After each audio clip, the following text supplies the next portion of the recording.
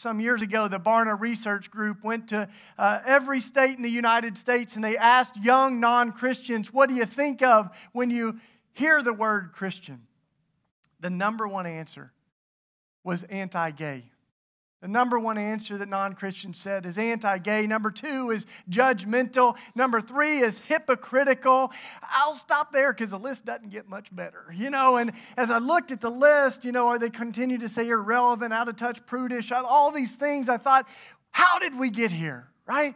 Because that's not what people said when they encountered Jesus. Folks didn't encounter Jesus and walk away scratching their head going, why doesn't he like gay folks? Like what? He was known for that love, and people who were marginalized and excluded were magnetized to him. And I began to realize that in the church, we've become known often more for who we've excluded than who we've embraced. We've become known more often for what we're against than what we're for. What broke my heart as I read the list of that survey results was what didn't make it. The number one thing Jesus said they will know you are Christians by. People did not say love.